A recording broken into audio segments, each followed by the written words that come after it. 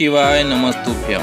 दोस्तों नमस्कार, मैं आपका दोस्त लोकेंद्र सिंह राठौर MP का मालवी @2 चैनल में आपका स्वागत करता हूं। तो आज मैं आपके लिए लेकर के आया हूं कुछ रोचक जानकारियां।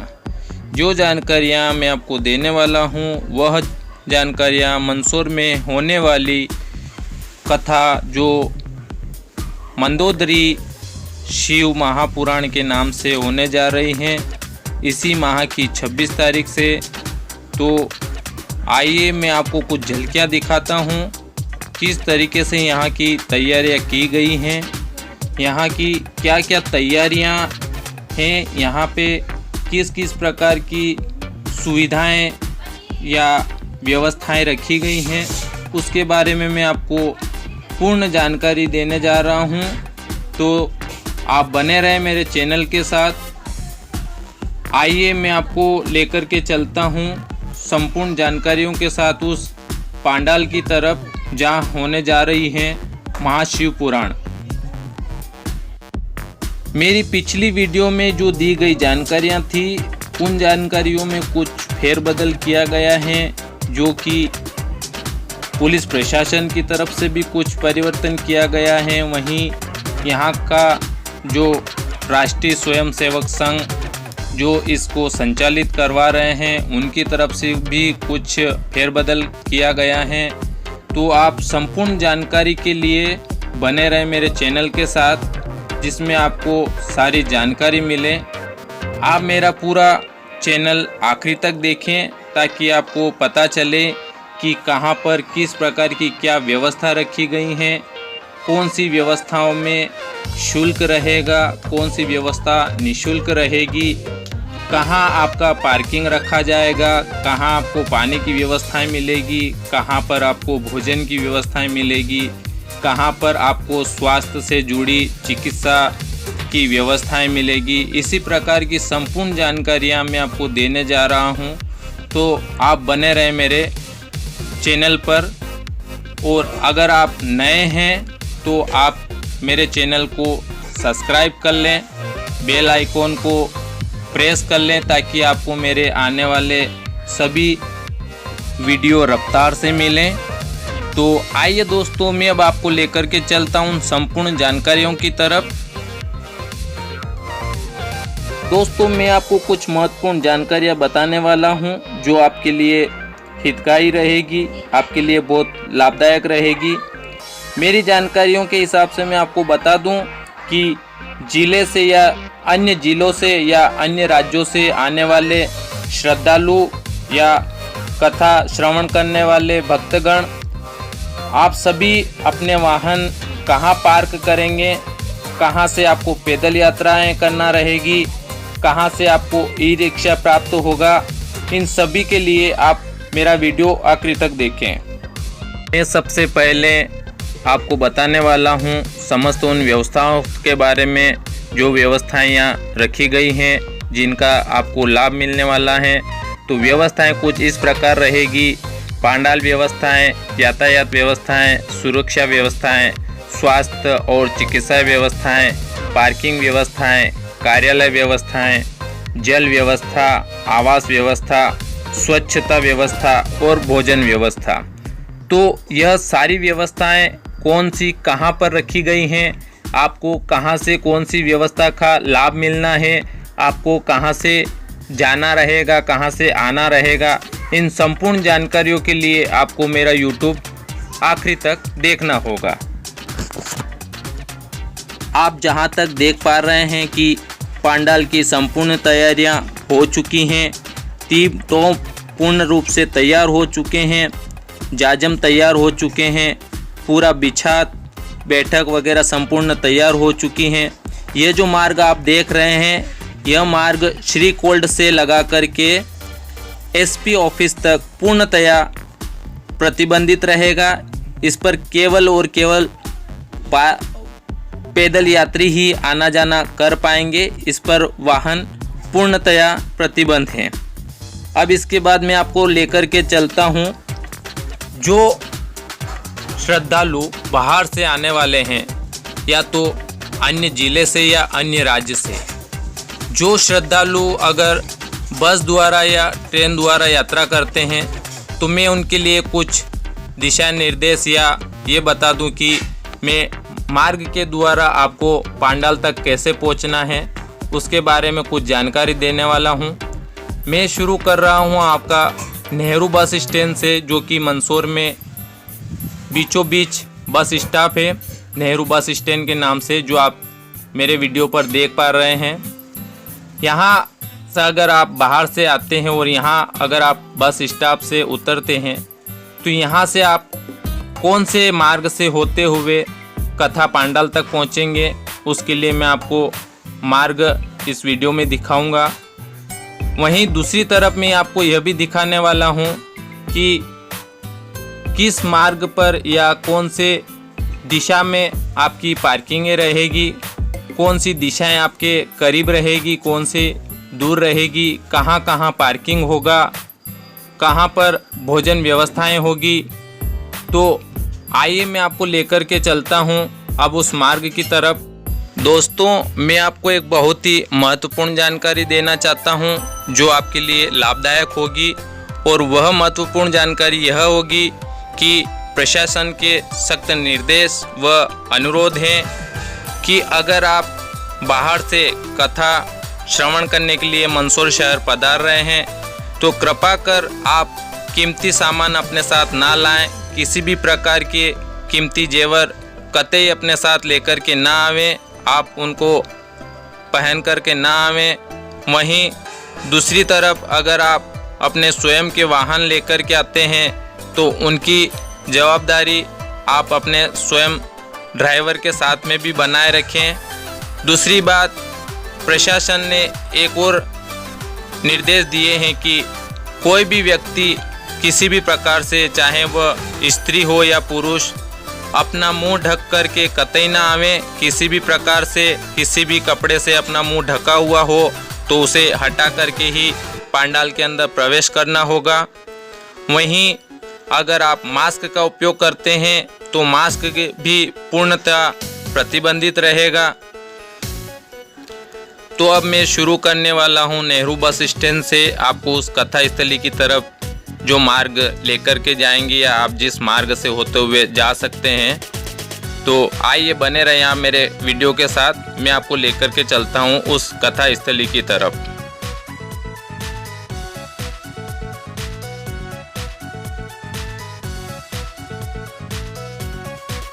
दोस्तों, अगर आप मंदसौर शहर में प्रथम बार अगर पधार रहे हैं और अगर आप बस से यात्रा कर रहे हैं तो मैं आपको बता देना चाहता हूं, यह मंदसौर नेहरू बस स्टैंड का बाड़ा बालाजी मंदिर है। इस बालाजी मंदिर के जस्ट पीछे की तरफ आप यहां से रिक्शा ले सकते हैं या पैदल यात्रा भी कर सकते हैं। इसी के पीछे यानी कि दया मंदिर रोड कॉर्नर, जो कि आपको नगर सेवा के मान से यहाँ रिक्शा चलते हैं, जो कि आपको वीडियो में दिखाई पड़ रहे होंगे। इन रिक्शों के माध्यम से आप कथा स्थली तक पहुँच सकते हैं। वहीं अगर आप पैदल यात्रा करना चाहते हैं तो आप पैदल यात्रा भी कर सकते हैं। दूसरी बात मैं आपको बता देना चाहता हूँ कि अगर आप टू व्हीलर यानी कि मोटरसाइकिल से अगर आप आ रहे हैं तो आपका जो पार्किंग स्थल है यानी कि शहर के अंदर से प्रवेश करने वालों के लिए, वह भी मैं आपको आगे बताने वाला हूं कि आपका पार्किंग स्थल कहां रहेगा, बड़े वाहनों का पार्किंग स्थल कहां रहेगा, छोटे वाहनों का पार्किंग स्थल कहां रहेगा, कहां से आपको पैदल यात्रा करना है। तो आप आइए मैं आपको लेकर के चलता हूं।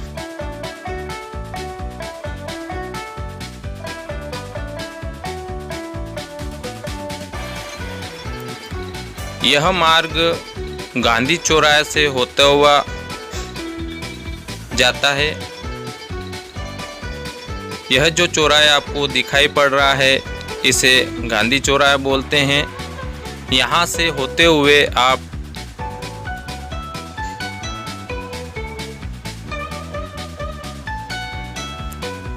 शासकीय हॉस्पिटल के सामने से प्रवेश करेंगे। इसी के आगे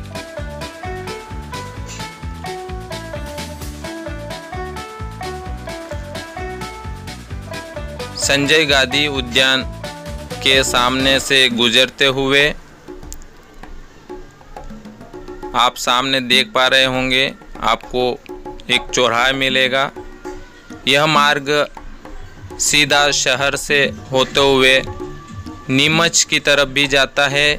इसी चौराहे को बीपीएल चौराहा कहा जाता है। यह शहर के अंदर से आने के बाद इस चौराहे से होते हुए यह आपको अगला राजमार्ग मिलाता है। यही मेन मार्ग है जो आपको शहर से बाहर लेकर के जाता है।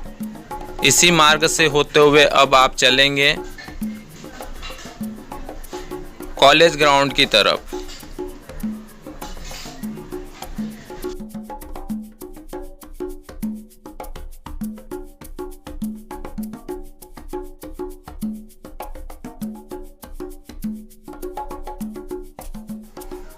यहाँ आपको दिखाई पड़ रहा होगा, यह भी एक बस स्टॉप है जो कि नया निर्मित है। इस बस स्टॉप को महाराणा प्रताप बस स्टैंड कहा जाता है। यहाँ पर आने वाले वाहन बड़े जो कि जैसे बस वगैरह जो अन्य ज़िलों से आती है, तो यहाँ का जो स्टॉप है वह नीमच की तरफ, भादो माता मनासा की तरफ आने जाने वाले वाहन जो रहते हैं वो यहाँ पर स्टॉप लेते हैं। अब इसी के साथ अब आप मेरे साथ चलते रहें। यह मार्ग सीधा आपको कॉलेज ग्राउंड लेकर के जाएगा, जहाँ कथा आपको श्रवण करने को मिलेगी। इसी के बाद अब अपन पहुंच रहे हैं इस चौराहे पर जिसे कहा जाता है श्री कोल्ड चौराहा। इस श्री कोल्ड चौराहे के आगे से पूर्णतया प्रतिबंधित रहेगा वाहन, जो कि आपको यहाँ पे दिशा निर्देश दिए गए अनुसार यहाँ पर चिन्हित किए गए पार्किंग स्थलों पर अपने वाहन खड़े करना होंगे। और यहीं से आपको यह जो मार्ग दिख रहा है, यहाँ से आपको पैदल यात्रा करते हुए उस कथा स्थली तक पहुँचना होगा। यह जो मार्ग आपको दिखाई दे रहा है यह पूर्णतः प्रतिबंधित रहेगा वाहनों के लिए। केवल पैदल यात्री ही इस मार्ग पर भ्रमण कर पाएंगे। यह प्रथम गेट आपको दिखाई दे रहा है, यह कथा स्थली का सर्वप्रथम गेट है। यहीं से आपका प्रवेश होगा। आप सामने देख पा रहे हैं पंडाल पूर्णतः तैयार हो चुका है। तीनों डोब पूर्ण तरीके से तैयार हैं। 26 तारीख से शुरू होने वाली मंदोदरी शिव महापुराण, या यह कहें कि श्री पशुपतिनाथ शिव महापुराण यहाँ पर होने जा रही हैं। यह कथा 7 दिवसीय कथा है जो कि 26 तारीख से शुरू होकर के 2 तारीख तक समापन होगी।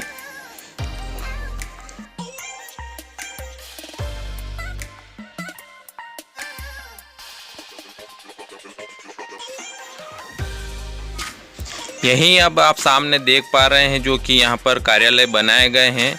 इन्हीं कार्यालयों पे सारी प्रोसेस, यानी कि आपको किस चीज़ का पंजीयन कहाँ के लिए करवाना है वो पंजीयन यहीं पे कराए जाएंगे। आपको भोजन के लिए टोकन यहीं से प्राप्त होंगे। कहाँ कहाँ विश्राम के लिए आपको जगह मिलने वाली है उसके लिए जानकारी भी यहीं से प्राप्त कर पाएंगे, या अन्य किसी भी प्रकार। इस पूरे पंडाल में 9 द्वार होंगे जो कुछ इस प्रकार होंगे। मुख्य प्रथम द्वार जो कि मुख्य जजमान या संत के प्रवेश हेतु रहेंगे। वहीं दूसरा द्वार व तीसरा द्वार वीआईपी सदस्यों के लिए रखा जाएगा। वहीं तीसरा द्वार जो है वो आगंतुक अतिथियों के लिए रखा जाएगा। अन्य 2 अतिरिक्त गेट जो रहेंगे वह यहाँ से निकलने के लिए रहेंगे। इसी प्रकार इस पंडाल या पूरे ग्राउंड की तरफ टोटल 9 द्वार तैयार किए गए हैं। अब मैं आपको लेकर के चल रहा हूं दोस्तों उस पार्किंग स्थली की तरफ जहां पे समस्त वाहनों की पार्किंग होगी। यह मार्ग जो है वो मंदसौर का बाईपास, यानी कि जिस चौराहे को नाटा चौराहा भी बोला जाता है और MIT कॉलेज भी कहा जाता है, यहाँ जो आप दिखाई दे रहा है या आपको जो एरो दिखाई दे रहे हैं, यह सामने पूरा जो एरिया दिखाई पड़ रहा है, यहाँ पर बड़े वाहनों की पार्किंग होगी। वहीं आगे चलते हैं तो इसी मार्ग पर जैसे जैसे पार्किंग व्यवस्थाएं बढ़ती जाएगी, जैसे वाहनों की उपस्थिति बढ़ती जाएगी, उसी हिसाब से इस मार्ग पर सभी जगह अलग अलग पार्किंगें रखी गई हैं। सर्वप्रथम पार्किंग जो आप पीछे देख चुके हैं वह हॉकी ग्राउंड व पुलिस कॉलोनी जो पूरा एरिया दिखाई पड़ा आपको, वहां पर बड़े वाहनों की पार्किंग होगी। यहीं अब आगे चलते हैं तो यहां पर 4 पहिया वाहनों की पार्किंग रखी जाएगी। इसी हिसाब से इसी मार्ग से तकरीबन समस्त वाहन जो आएंगे वह इसी मार्ग पर अपनी पार्किंग करेंगे। इसी मार्ग पर अपने वाहन को पार्क करने के पश्चात यहीं से आपको पैदल यात्रा कथा स्थली तक पहुंचना है। आपको और एक अच्छी खुशखबरी बताना चाहता हूं, वह यह रहेगी कि यहाँ के जो गनेड़ीवाल ट्रस्ट के नाम से ई रिक्शा संचालित किया जाएगा, जो रिक्शा केवल और केवल मात्र उन श्रद्धालुओं के लिए रखा जाएगा जो व्यक्ति किसी कारणवश पैदल यात्रा नहीं कर पाते हैं, तो उन्हें इन पार्किंग स्थलों से कथा स्थली तक छोड़ा जाएगा, जो पूर्ण रूप से निःशुल्क रहेगा। मैं आप सभी से अनुरोध करूंगा कि ई रिक्शे का उपयोग केवल मात्र वही व्यक्ति करें जो किसी कारणवश या किसी बीमारी के चलते वह पैदल यात्रा नहीं कर पाते हैं, वही व्यक्ति ई रिक्शे का उपयोग करें। अब इसी मार्ग से हम और आगे चलते हैं। इस इलाके को जहां से मैं आपको लेकर के चल रहा हूं, इसे यश नगर कहा जाता है। इसी मार्ग पर समस्त पार्किंगों की व्यवस्था रखी गई है। मैं आपको बताऊं, सीतामऊ, गरोट, भानपुरा या जावरा, रतलाम या राजस्थान की तरफ से आने वाले वाहन, प्रतापगढ़, बांसवाड़ा की तरफ से आने वाले वाहन, समस्त एरियो की जो पार्किंग रखी जाएगी वो इसी मार्ग पर रहेगी। अगर आप मेरा वीडियो देख रहे हैं तो इस बात का विशेष ध्यान रखें कि आप जो मेरे द्वारा बताए गए नाम उन इलाकों से अगर आप कथा स्थली तक पहुंच रहे हैं तो आप इसी रूट की तरफ प्रवेश करें। अब यह चौराहा जो आप देख रहे हैं, यह वह चौराहा है जो एसपी कार्यालय या पुराना आरटीओ कार्यालय का चौराहा है। यहाँ तक आपका पार्किंग रहेगा। इसके पश्चात आपको पूर्ण रूप से प्रतिबंधित कर दिया जाएगा। यह मार्ग जो अब आप देख रहे हैं, इस मार्ग पर केवल और केवल पैदल ही यात्रा आपको करना होगी। पैदल यात्रा करके ही आप कथा स्थली तक पहुंच पाएंगे। वहीं दूसरी तरफ अगर आप नीमच की तरफ से, पिपलिया मंडी की तरफ से, निम्बाड़ा की तरफ से अगर आप कथा श्रवण करने पधार रहे हैं तो मैं आपको बता दूं, आपकी पार्किंग स्थली बाईपास भुनियाखेड़ी की तरफ रखी गई है। आप अपने वाहन वहीं पर पार्क करके वहीं से पैदल यात्रा करेंगे कथा स्थली तक। संजीत मार्ग की तरफ से पहुंचने वाले श्रद्धालु इस बात का ध्यान रखें, बड़े वाहन समस्त जग्गाखेड़ी से होते हुए कृषि उपज मंडी में प्रवेश करने के पश्चात आपको ट्रांसपोर्ट नगर में पार्क अपने वाहनों को करना होंगे।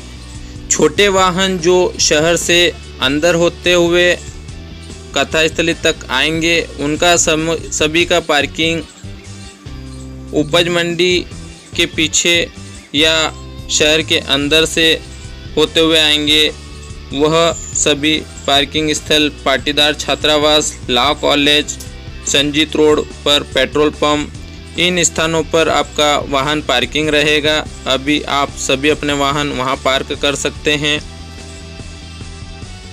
अब आप जो स्क्रीन पर देख पा रहे हैं, यह वह सभी भक्त हैं जो अपनी सेवा यहाँ निःशुल्क देने वाले हैं, आप लोगों के लिए व्यवस्थाओं में लगने वाले हैं। इन सभी का डाटा यहाँ पर कंप्लीट किया जा चुका है। यहाँ पर सभी व्यवस्थाओं में लगने वाले व्यक्ति जो यहाँ पर अपनी सेवा देंगे, सभी की यहाँ पर बैठक ले ली गई हैं। सभी को अपने अपने कार्य के अनुसार दिशा निर्देश दे दिए गए हैं। इन सभी को प्रवेशिका के लिए कुछ आईडी कार्ड इनको दिए गए हैं, जो एक इनका प्रवेश संकेत रहेगा। आप देख रहे हैं महिलाएं भी काफ़ी सेवा देने के लिए उपस्थित हुई हैं। अब मैं आपको महत्वपूर्ण जानकारियाँ देने वाला हूँ कि आप गूगल मैप के द्वारा भी कथा स्थली तक किस प्रकार पहुँच सकते हैं। मैं आपको गूगल मैप के द्वारा भी वीडियो में दिखाने वाला हूँ। वहीं कथा में होने वाली समस्त व्यवस्थाओं के बारे में मैं आपको विवरण बता देता हूँ कि यहाँ पर जल व्यवस्था जो रखी गई है उनकी सभी तरह से चारों तरफ पानी की टंकियों व टैंकर के द्वारा व्यवस्थाएं रहेगी। जो मेन एंट्री गेट रहेंगे वहाँ पर भी पानी के टैंक रहेंगे। जहाँ शौचालय की व्यवस्था है वहाँ पर भी पानी के टैंक रहेंगे। वहीं पीने हेतु पानी के टैंकर व पानी के कैन उपलब्ध कराए गए हैं। वही अगर आपको दूसरी तरफ बताऊं कि अगर आपको यहाँ पर रात्रि विश्राम करना है तो आपको यहाँ पर अपना पंजीयन कराना होगा। उसके लिए हमारी तरफ से व्यवस्था इस प्रकार है कि यहाँ पर टोटल 11 स्थान चिन्हित किए गए हैं, जिन धर्मशालाओं में आप रुक सकते हैं, विश्राम कर सकते हैं, जहाँ के लिए आपको अपना पंजीयन यहाँ पर बताए गए कार्यालय में करवाना होगा। संपूर्ण जानकारी आपको यहाँ पर पंजीयन करवाना होगी। वहीं धर्मशालाओं में प्रवेश लेने के लिए आपको अपना पंजीयन कराने के पश्चात यहाँ से टोकन प्राप्त करना होगा। दूसरी तरफ आपको बता दूं कि 11 रात्रि के 10 बजे के पश्चात आपका प्रवेश नहीं लिया जाएगा। इस बात का विशेष ध्यान रखें। और भक्तगण अगर कार्यालय पर अपना पंजीयन करवाना चाहते हैं तो उसका समय सुबह 9 से रात्रि 9 बजे तक रहेगा। वहीं जहां विश्राम आप करेंगे वहां आपका भोजन निःशुल्क रहेगा। स्वास्थ्य और चिकित्सा की बात करें तो यहाँ पर आपको MBBS डॉक्टरों के द्वारा निःशुल्क सेवाएं प्राप्त होगी। वहीं इमरजेंसी अति आवश्यक होने पर 4 एम्बुलेंसों की व्यवस्था भी रखी गई हैं, 6 पलंगों की व्यवस्था रखी गई हैं। 50 स्टूडेंट जो नर्सिंग कॉलेज से रहेंगे उनकी यहाँ पर उपस्थिति रखी गई है। यहाँ पर OPD कार्यालय बनाया गया है, जहाँ से आप अगर अति आवश्यक लगे कि किसी प्रकार की कोई समस्याएं अगर आपको हो रही हैं तो आप कार्यालय पर जाकर के अपनी उपस्थिति देकर के अपना ट्रीटमेंट ले सकते हैं, जो कि पूर्णतः निःशुल्क रहेगा। वहीं यहाँ पर मंदसौर शहर के 4 हॉस्पिटल चिन्हित किए गए हैं, जिनमें पूर्ण तरीके से आपका इलाज निःशुल्क रहेगा, जिनके नाम इस प्रकार हैं: Ajay hospital, Malwa hospital, doctor Yogesh hospital व पमनानी हॉस्पिटल। बाहर शहर से आए वहीं सुरक्षा की अगर बात करें तो आपको अपने स्वयं के सामानों की स्वयं को ही ध्यान रखना है या सुरक्षा करना है। उसके अलावा भी यहाँ पर सुरक्षा व्यवस्था की तरफ से चारों तरफ सुरक्षा हेतु 10-10 टोलियाँ तैयार कर दी गई हैं और सभी को अपने अपने स्थानों पर नियुक्त कर दिया गया है। भोजन व्यवस्था की अगर बात करते हैं तो भोजन व्यवस्था आपकी पांडाल के सामने जैन कॉलेज में रखी जाएगी, जहां आप 2 घंटे के भीतर भोजन कर पाएंगे, जिसका समय 7 से 9 रहेगा। भोजन करने के लिए आपको कार्यालय से पंजीकरण करवाने के पश्चात वहां से टोकन लेना होगा, तभी आप भोजन प्राप्त कर पाएंगे। स्वच्छता की बात करें तो जनता यानी कि श्रद्धालु जो यहाँ पर काता पांडाल में उपस्थित रहेंगे उनके लिए अलग अलग 25-25 शौचालय बनाए गए हैं। 25 शौचालय महिलाओं के लिए, वहीं 25 शौचालय पुरुषों के लिए बने हुए हैं, जो कि अन्य गेट के बाहर रहेंगे। जो 13 सदस्यों की टीम अपनी सेवा वहां पर सुबह और रात्रि में देंगे। इन समस्त व्यवस्थाओं के साथ अब मैं समस्त पधारने वाले श्रद्धालुओं से अपील करूंगा और यहाँ के राष्ट्रीय स्वयंसेवक संघ व प्रशासन की तरफ से भी अपील व निवेदन है कि आप कतई अपना कीमती सामान, ज्वेलरी या अन्य किसी भी प्रकार की कोई चीज़ पंडाल में लेकर के ना पधारें। वहीं दूसरी तरफ मास्क पहनकर पंडाल में प्रवेश ना करें। किसी भी प्रकार से किसी कपड़े से अपना मुंह ढक करके प्रवेश ना करें। इसी के साथ आपको मेरा वीडियो कैसा लगा मुझे कमेंट करके बताएं। अगर मेरा वीडियो आपको अच्छा लगा हो तो शेयर करें, लाइक करें और अगर आप मेरे चैनल पर नए हैं तो मेरे चैनल को सब्सक्राइब करें। इसी के साथ जय हिंद, जय भारत, श्री शिवाय नमस्तुभ्यम।